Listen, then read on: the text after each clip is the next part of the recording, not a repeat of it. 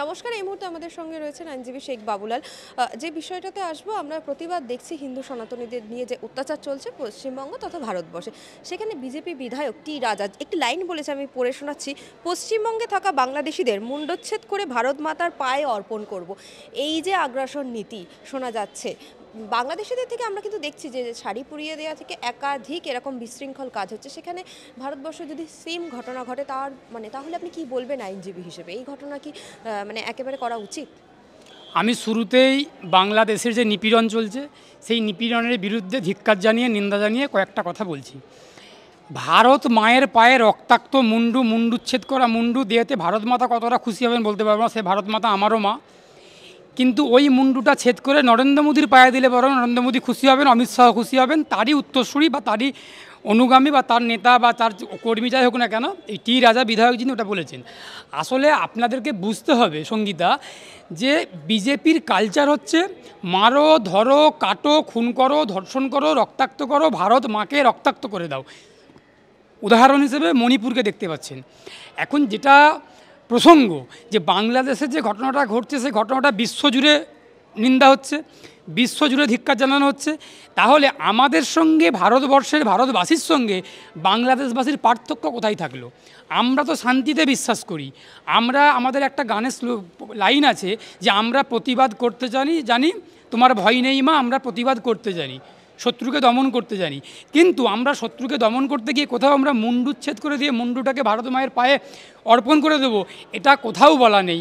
এটার কোনো বাস্তবতাই নেই। এই কথাগুলো আসলে বিজেপি বিধায়ক টি রাজা নরেন্দ্র মোদীকে, অমিত শাহকে, জেপি নাড্ডাদেরকে খুশি করার জন্য, তার বিধায়ক পদটাকে অটুট রাখার জন্য এই কাণ্ডগুলো করেছেন, এই কথাগুলো বলছেন। তার কারণ আমরা অতীতেও দেখেছি যে যারা আক্রমণাত্মক, যারা মার, দাঙ্গা, খুন, সন্ত্রাস, ধর্ষণ করতে পারে, তারাই বিজেপির এমএলএ, এমপি, মন্ত্রী সবটাই আমরা দেখেছি। তার কারণ নরেন্দ্র মোদী নিজে দাঙ্গাদের নেতা, গুজরাটের নেতা।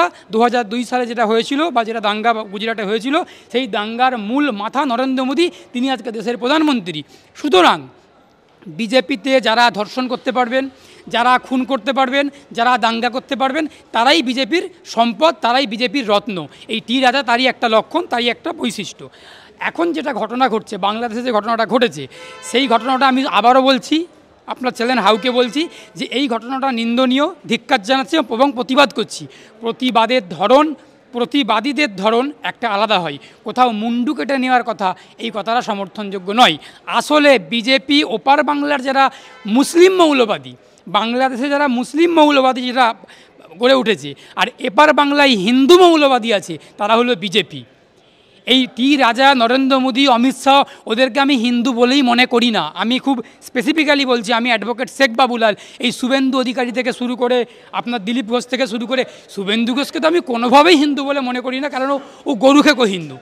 আপনারা দেখেছেন এর আগে বিভিন্ন চ্যানেলেতে একজন আইনজীবী বলেছেন যে উনি হলেন গরু খেকো হিন্দু। সুতরাং আমি হিন্দু বলে কাকে মানি?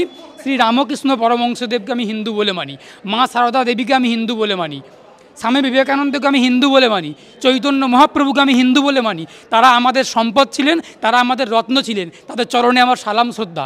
কিন্তু এই শুভেন্দু অধিকারী গরু খেকো হিন্দু, হিন্দুদের কলঙ্ক, হিন্দুদের লজ্জা, হিন্দুদের শত্রু হলো নরেন্দ্র মোদীরা, অমিত শাহরা, এই শুভেন্দু অধিকারীরা। এটা ভারতবর্ষের পশ্চিমবঙ্গের হিন্দু সম্প্রদায়ভুক্ত হিন্দু সমাজের ভাই বোনেরা বুঝতে পেরেছেন। আমি নিজে একজন মুসলিম সংখ্যালঘু ভারতবর্ষের। আমি তারপরেও বলছি, আমার বাংলার, আমার ভারতের যারা হিন্দু সম্প্রদায়ভুক্ত ভাই বোনেরা, নাগরিকেরা আছে, তাদেরকে নিয়ে আমি ব্যক্তিগতভাবে গর্ব করি। কারণ তাদের কোলে আমরা সুরক্ষিত আছি। হিন্দুর কোলে মুসলমান সুরক্ষিত আছে, মুসলমানের কোলে হিন্দু সুরক্ষিত আছে। বাংলাদেশের ঘটনাটাকে হাইলাইট করে, বড় করে দেখিয়ে নরেন্দ্র মোদীরা, অমিত শাহরা, জেপি নাড্ডারা, শুভেন্দু অধিকারীরা ভোটের বৈতরণী পার করার চেষ্টা করছেন, ক্ষমতায় টিকে থাকার চেষ্টা করছেন, শুধুমাত্র হিন্দুদেরকে বিভ্রান্ত করে। তার কারণ নরেন্দ্র মোদীর সেনা, নরেন্দ্র মোদীর আর্মি বর্ডারগুলোকে খুলে দিয়েছে কাদের জন্য? অনুব্রত মণ্ডলের গরু পাচারের জন্য। আর বাংলাদেশ থেকে যখন শরণার্থীরা অত্যাচারিত হয়ে, নিপীড়িত হয়ে এই বাংলায় আসতে চাইছেন, তাদের জন্য প্রধানমন্ত্রী নরেন্দ্র মোদীর সেনা বন্দুক কাত করে আছে, গুলি করে ওপার বাংলায় পাঠিয়ে দেবে বলে। কেন এই বৈষম্য? অনুব্রত মণ্ডলের গরু যাবে বাংলাদেশের, ভারত বাংলাদেশের সীমান্ত থেকে সীমান্ত খুলে দেওয়া আছে, এটা আমরা দেখেছি আগে। এই বিএসএফের সহযোগিতা না থাকলে অনুব্রত মণ্ডল কোনোভাবেই গরু পাচার করতে পারতেন না। তাহলে এই বিজেপির কাছে অনুব্রত মণ্ডলের গরুর থেকেও ওপার বাংলার হিন্দুদের মূল্য কম। আমি খুব স্পষ্ট করে বলছি, অ্যাডভোকেট শেখ বাবুলাল হাইকোর্টে দাঁড়িয়ে বলছি, বিজেপির কাছে, নরেন্দ্র মোদীর কাছে বাংলাদেশের হিন্দুদের থেকে অনুব্রত মণ্ডলের গরুর দাম বেশি। তার কারণ গরুদের জন্য বর্ডার খুলে দেওয়া হয়েছিল গরু পাচারের জন্য, কিন্তু ওপার বাংলা থেকে হিন্দু নিপীড়িত হিন্দুরা এ বাংলায় আসতে চাইছে, ভারতে আসতে চাইছে শরণার্থী হিসেবে। তাদেরকে নেওয়া যেতেই পারে শরণার্থী হিসেবে, পরবর্তীকালে বাংলাদেশ শান্ত হলে আবার দুটো দেশের আলোচনা করে, শান্তিপূর্ণ আলোচনা করে আবার ফিরিয়ে দেওয়া হবে। এটাই তো আন্তর্জাতিক সম্পর্ক, এটাই তো আন্তর্জাতিক আইন। সুতরাং বিজেপি চাই যে বাংলাদেশে কোনোভাবেই হিন্দু নিপীড়ন যাতে বন্ধ না হয়। বাংলাদেশে হিন্দু নিপীড়ন হলে বিজেপির লাভ। তার কারণ যারা বিজেপি সমর্থক, যারা বিজেপির মনস্ক, তারা প্রত্যেকেই দাঙ্গাকারী, তারা প্রত্যেকেই ধর্ষণকারী, তারা প্রত্যেকেই খুনি। আমি খুব স্পষ্ট করব, তারা প্রত্যেকেই খুনি। তার কারণ যাদেরকে বিজেপি বিভ্রান্ত করার চেষ্টা করছেন, এপার বাংলায় এদেশের 80 কোটি যে হিন্দু আছেন, সেই হিন্দুরা, আমি আবারও বলছি, এই বিজেপির বিরুদ্ধে। আর এই বিজেপি সেই 80 কোটি হিন্দুর বিরুদ্ধে। কারণ বিজেপি শুধুমাত্র চাই, নরেন্দ্র মোদী শুধুমাত্র চাই ক্ষমতাটাকে টিকে থাকতে, ক্ষমতাটাকে আঁকড়ে ধরে বাঁচতে চাই। সেই জন্য এই যারা শুভ বুদ্ধিসম্পন্ন সচেতন হিন্দু সমাজ আছে ভারতবর্ষে, বাংলাদেশ এবং আমাদের পশ্চিমবঙ্গে, তাদেরকে বিভ্রান্ত করে ভোটের বৈতরণী পার করার চেষ্টা করছেন। আবার কথাটা বলছি আমি, যে এপার বাংলার এই ভারতের হিন্দুরা বুঝে গেছেন যে বিজেপি থাকলে হিন্দু থাকবে, আর মুসলমানরাও বুঝে গেছে যে তৃণমূল থাকলে মুসলমানরা থাকবে। এই ধারণাটার কোনো বাস্তবতা নেই। মানুষ বুঝে গেছেন যে হিন্দুর কোলে মুসলমান সুরক্ষিত, মুসলমানের কোলে হিন্দুরা সুরক্ষিত। হিন্দু মুসলমান একসঙ্গে ছিল, একসঙ্গে আছে, একসঙ্গে থাকবে। হিন্দু মুসলমান, শিখ খ্রিস্টান জৈন পার্সি জোট বেঁধেছে, বিজেপিকে কবর দেব, তৃণমূলকে কবর দেব। এই বাংলায়, এ ভারতে একসঙ্গে যেমন ছিলাম তেমন থাকবো। বাংলাদেশে শান্তি ফিরে আসুক, তার জন্য নরেন্দ্র মোদীকে চাপ দিতে হবে। নরেন্দ্র মোদীর গলাটাকে গণতান্ত্রিকভাবে টিপে ধরতে হবে। টিপে ধরলেই বাংলাদেশে শান্তি ফিরে আসবে। এবং সেখানে কিন্তু আজকে ভারত বাংলাদেশ বৈঠক, বাংলাদেশে মানে কার্যত ভারতকে কোথাও গিয়ে শত্রু মনে করছিল কদিন ধরে, যে খবর আসছিল। আজকের বৈঠকে কি মনে হয়, কি ধরনের সিদ্ধান্ত হলে আগের যে বাংলাদেশ ভারত সম্পর্ক বজায় ছিল প্রতিবেশী দেশ হিসেবে, তা বজায় থাকতে পারে? কি কি বিষয় উঠে আসতে পারে? দেখুন সঙ্গীতা, আমরা তো যারা আইনজীবী, আমরা যারা আইন নিয়ে, সংবিধান নিয়ে পড়াশুনো করে আজকে প্র্যাকটিস করছি, ওকালতি করছি, চর্চা করছি, আমরা একটা জিনিস জানি যে আন্তর্জাতিক সম্পর্ক এবং আন্তর্জাতিক কিছু আইন আছে। আমাদের বর্তমান পরিস্থিতি আজকে 2024 সাল, আজকের দিনে দাঁড়িয়ে আমাদের প্রতিবেশী যে রাষ্ট্রগুলো আছে, প্রত্যেকটা রাষ্ট্রের সঙ্গেই, আমাদের কয়েকটা রাষ্ট্র বাদ দিয়ে বেশিরভাগ রাষ্ট্রগুলো আমাদের বন্ধু রাষ্ট্র। তার মধ্যে চূড়ান্ত একটা উদাহরণ, দৃষ্টান্ত বাংলাদেশ। বাংলাদেশ হচ্ছে আমাদের খুব বন্ধুভাবাপন্ন রাষ্ট্র। তাদের সঙ্গে, বাংলাদেশের সঙ্গে এখনও পর্যন্ত, আজকে যেই 9 ডিসেম্বর 2024, আজকের দিন পর্যন্ত বাংলাদেশের সঙ্গে আমাদের আইন অনুযায়ী, আন্তর্জাতিক সম্পর্ক অনুযায়ী বন্ধুত্বপূর্ণ সম্পর্ক আছে। সেই সম্পর্কটাকে বাংলাদেশে, ওপার বাংলায় যেটা ঘটনাটা ঘটছে, সেই ঘটনাটাকে কেন্দ্র করে কোনোভাবেই আমাদের এই বাংলা, ভারতবর্ষের সঙ্গে বাংলাদেশের সম্পর্ক নষ্ট হয়ে যাচ্ছে, এমনটা ঠিক নয়। তার কারণ বাংলাদেশের সঙ্গে আমাদের এখনও আদান প্রদান চলছে, আমদানি রপ্তানি চলছে, আমাদের সঙ্গে খুব ভালো সুসম্পর্ক আছে। এখন ভারত সরকার চাইলে বাংলাদেশে শান্তি ফিরে আসবে। তার কারণ বাংলাদেশের সরকার যেটা আছে, অন্তর্বর্তীকালীন সরকার, সেই সরকারটা তো সরকারের মতো করে চলছে। সেই জায়গাতে দাঁড়িয়ে বাংলাদেশের অন্তর্বর্তীকালীন সরকারের সঙ্গে আমাদের দেশে যে নির্বাচিত সরকার আছে, স্বাধীন গণতন্ত্র এবং সে একটা নির্বাচিত সরকার আছে, সেই সরকারের একটা বন্ধুত্বপূর্ণ সম্পর্ক আছে। কিন্তু বিজেপি যেটা করার চেষ্টা করছে, যেটা বলার চেষ্টা করছে যে বাংলাদেশ আমাদের শত্রু রাষ্ট্র। চীনকে, আর চীনের সঙ্গে আমাদের কি সম্পর্ক আমরা সবাই জানি, নতুন করে কিছু বলছি না। আচ্ছা, পাকিস্তানের সঙ্গে আমাদের কি সম্পর্ক আমার বলার অপেক্ষা থাকে না, আমি বলবো তারপরে মানুষ জানতে পারবে, এমনটা নয়। আচ্ছা, নেপাল ভুটানের সঙ্গে আমাদের কি সম্পর্ক সেটাও আমরা জানি। শ্রীলঙ্কার সঙ্গে, মায়ানমারের সঙ্গে, আফগানিস্তানের সঙ্গে আমাদের কি সম্পর্ক আমরা সবটাই জানি। বাংলাদেশের সঙ্গেও সম্পর্ক আমাদের কি আমরা সেটাও জানি। সুতরাং বাংলাদেশের সঙ্গে আমাদের সম্পর্ক বন্ধুত্বপূর্ণ সম্পর্ক, অতীতেও ছিল, এখনও আছে। আমরা আশা করছি শুভ একজন নাগরিক হিসেবে ভারতবর্ষের, যে আগামী দিনেও এই সম্পর্ক অটুট থাকবে। বাংলাদেশে শান্তি ফিরে আসুক। আমরা সাধারণ মানুষ, আমরা এর থেকে বেশি কিছু বলতে পারি না, কিছু করতে পারি না। আমরা আমাদের ভারত সরকারকে আবেদন করতে পারি, বিদেশ মন্ত্রককে আবেদন করতে পারি যে আপনারা বাংলাদেশে শান্তি ফিরিয়ে আনার জন্য যথোপযুক্ত পদক্ষেপ নিন, ব্যবস্থা নিন। তার কারণ ভারত সরকার চাইলে বাংলাদেশে শান্তি ফিরে আসবে। ভারত সরকার যদি বাংলাদেশকে বলে যে ওই সরকার, ওখানে যেগুলো ঘটনাগুলো ঘটছে, সেই নাগরিকদের, সেই হিন্দু হোক আর মুসলিম হোক, দেখুন একটা কথা বলি, একটা রাষ্ট্রের সংখ্যালঘুদের নিরাপত্তার দায়িত্ব কার?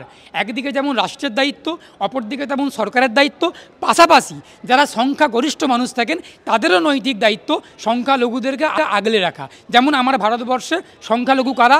মুসলিম, শিখ, খ্রিস্টানরা। তাদেরকে কারা আগলে রেখেছেন? হিন্দু সম্প্রদায়ভুক্ত সংখ্যাগরিষ্ঠরা আগলে রেখেছেন, কোলে করে বাঁচিয়ে রেখেছেন। তার কারণ আমি বলছি, আমার কত বন্ধু আছে, আমার শতাধিক বন্ধু আছে তারা হিন্দু, তাদের ঘরে আমি যাই, খাই, পুজোতে আনন্দ করি। মানে আমার সত্যি কথা বলতে গেলে মুসলমান বন্ধুর থেকে হিন্দু বন্ধু বেশি আছে। তার কারণ এটা তার মানে এই নয় যে আমি মুসলিম বলে হিন্দুদের সঙ্গে বন্ধু করার চেষ্টা করছি, এমনটা ঠিক নয়। আমরা তো ছোটো থেকে বড় হয়েছি এই পরিবেশে, আমরা তো বড় হচ্ছে মুসলিম পরিবেশেতে। সুতরাং ভারত সরকার যদি চাই বাংলাদেশে শান্তি ফিরে আসবে, এটা খুব মোদ্দা কথা, এটা খুব স্পষ্ট কথা। কারণ আমাদের বাংলাদেশের সঙ্গে আমাদের সম্পর্ক খুব ভালো সম্পর্ক। আমরা এখনও বলি আমার সোনার বাংলা। আমার সোনার বাংলা যেমন আমার বাংলা, আবার ওপার বাংলাটাও আমাদের সোনার বাংলা। একসময় তো আমাদের সঙ্গেই ছিল, আমাদেরই মাটি ছিল অখণ্ড ভারত। সুতরাং আমরা কখনোই তার বিরুদ্ধে নয়। বাংলাদেশের সংখ্যাগুরুরা সত্যি সবাই খারাপ নয়, খারাপ বলা যায় না। সংখ্যাগুরুদের মধ্যে যারা মুসলিম সম্প্রদায়ভুক্ত তাদের মধ্যে কিছু মানুষ উগ্র মানসিকতার আছে, মৌলবাদী সংগঠনগুলো মাথাচাড়া দিচ্ছে। ঠিক আমাদের এখানে যেমন হিন্দু মৌলবাদীরা মাথাচাড়া দিচ্ছে বিজেপির নেতৃত্বে, ঠিক ওইখানেও ঠিক সেম হচ্ছে। সুতরাং মানবতা ফিরে আসুক, মনুষ্যত্ব ফিরে আসুক, মানুষ শান্তিতে থাকুক, এই জিনিসটা ফিরিয়ে আনার জন্য অবিলম্বে ভারত সরকারকে কড়া পদক্ষেপ নিতে হবে, বাংলাদেশের সঙ্গে আলোচনা করে পদক্ষেপ নিতে হবে। এবং সেখানে কিন্তু বাংলাদেশ থেকে একেবারে বার্তা এসেছে যে কলকাতা দখল করার, এইটা নিয়ে কিন্তু একেবারে সোশ্যাল মিডিয়ায় মিমের ঝড় উঠে গেছে যে দেশ নিজেদের শান্তি শৃঙ্খলা রক্ষা করতে পারছে না তারা এসে কলকাতা দখল নেবে। কি বলবেন এই বিষয়ে? ওই যে আপনি যেটা বললেন যে দেশ নিজের দখল করতে পারছেন না, নিজের দেশের রাষ্ট্রের শান্তি শৃঙ্খলা আইন শৃঙ্খলা রক্ষা করতে পারছেন না, তারা আবার কলকাতা দখল করবেন। আসলে এই কথাগুলো পাগলের প্রলাপ।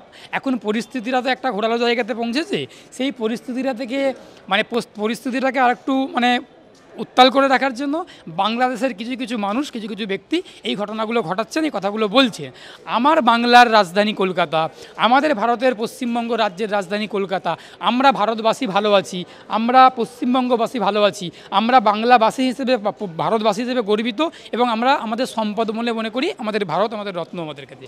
সুতরাং বাংলাদেশ আমাদের কলকাতা দখল করবে, এই কথাটার তো কোনো প্রাসঙ্গিকতা নেই। ওনারা বলছেন, বলতে পারেন, ওনাদের মানুষের মুখ যা খুশি বলতে পারেন। এখন আমি বলতে পারি আগামী দিনে আমরা আমেরিকা দখল করে নেব, কথাটার তো কোনো বাস্তবতা নেই। এখন আমি বলতে পারি চীন দখল করে নেব, কথার তো কোনো বাস্তবতা নেই, কোনো রিয়ালিটি, কোনো পিওরিটি, কোনো সিওরিটি, কোনো অ্যাকসেপ্টেবিলিটি কিছুই নেই। সুতরাং মানুষের মুখে আসছে, মানুষ বলতে পারে। আমাদের ভারতবর্ষ শাসন করার জন্য ভারত সরকার আছে, আমাদের ভারতবর্ষ নিয়ন্ত্রণ করার জন্য নির্বাচিত ভারত সরকার আছে, ভারতের সেনা আছে, ভারতের পুলিশ ব্যবস্থা আছে, শাসন ব্যবস্থা, সংবিধান, আদালত সব কিছুই আছে। বাংলাদেশকে অহেতুক কলকাতা নিয়ে, ভারতবর্ষ নিয়ে মাথা ঘামাতে হবে না। বাংলাদেশ মাথা ঘামাচ্ছে না, বাংলাদেশের কিছু কিছু মানুষ, তাদেরকে আমি আপনার চ্যানেলের মধ্যে দিয়ে বলবো, আপনারা আপনাদের দেশের শান্তি ফিরিয়ে আনুন, শান্তি শৃঙ্খলা ফিরিয়ে আনুন, ভালো থাকুন, শান্তিতে থাকুন, আমরাও খুশি হব। আমাদের কলকাতা, আমাদের ভারতবর্ষকে নিয়ে আপনাদেরকে ভাবতে হবে না। আমরা আমাদের দেশকে, আমাদের রাজ্যকে চালানোর জন্য আমাদের সরকারকে আমরা নির্বাচিত করেছি। আগামী দিনে আমরা আবার সরকার নির্বাচিত করব, যারা আমাদের দেশকে, আমাদের রাজ্যকে ভালো রাখতে পারবে। বিজেপিকে তাড়িয়ে, তৃণমূলকে হারিয়ে আমরা একটা ভালো সরকার আনবো, যারা আমাদের বাংলাকে, আমাদের ভারতকে শান্তিতে রাখবে, সুখে থাকবে। আপনারা একটা সরকার বাংলাদেশবাসী আনুন, যাতে আপনাদের ভারত, বাংলাদেশ ভালো থাকে। সুতরাং আপনারা অহেতুক আমাদের নিয়ে ভাবতে হবে না, আমরা খুব ভালো আছি, শান্তিতে আছি।